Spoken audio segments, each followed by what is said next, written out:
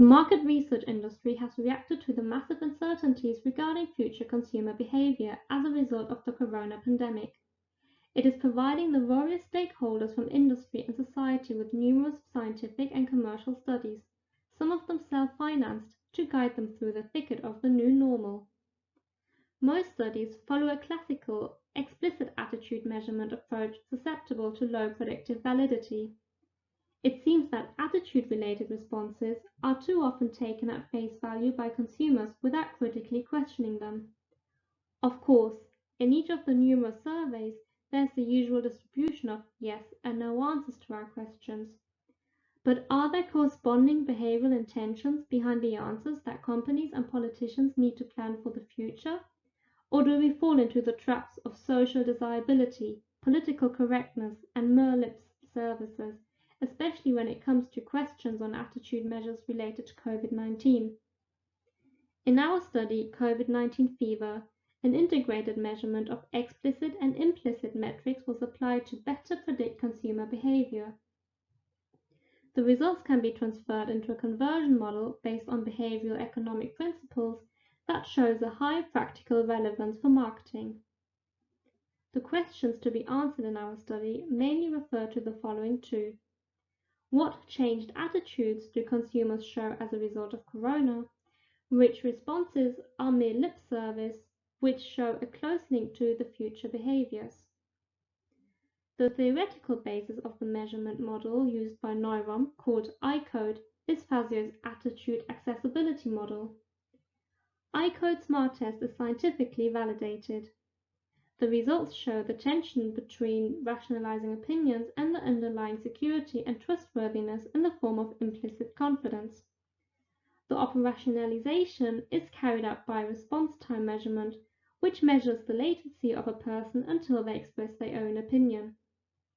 The shorter the latency, the more certain and internalized the conviction behind the response, and thus the more likely a person is to act according to their expressed opinion.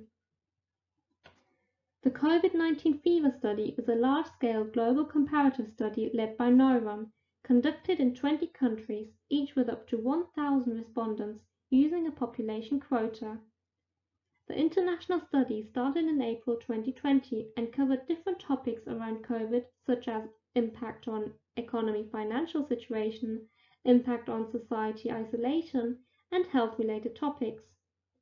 In Germany, we ran a second wave in January 2021 with 1,500 participants and a focus on vaccination. Looking at the results for Germany in the first wave in 2020, 2/3 claim to get vaccinated as soon as a vaccine is available, but only 1 in 4 are convinced. The percentage of respondents who answer positively and with conviction can be considered a good estimate of actual willingness to vaccinate. The difference between explicit declaration and implicit conviction, the so-called say-do gap, is 38 percentage points here. 18% say they will not get vaccinated. 7% correspond to the hardcore of vaccination rejectors. Here, ratio and emotion coincide. This group is rationally convinced that vaccination would be wrong and feels good about this assessment.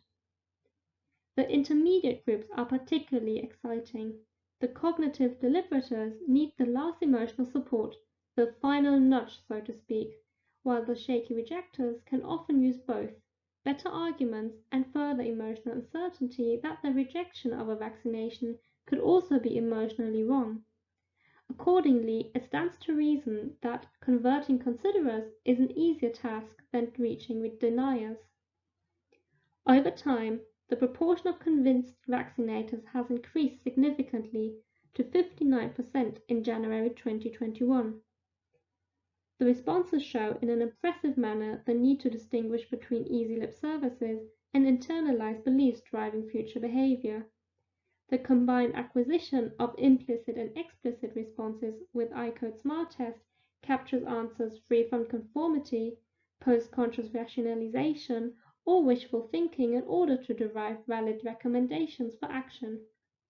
Thank you for your attention. The authors of the study look forward to questions and further discussion with you. A list of literature and sources used is also available from the authors.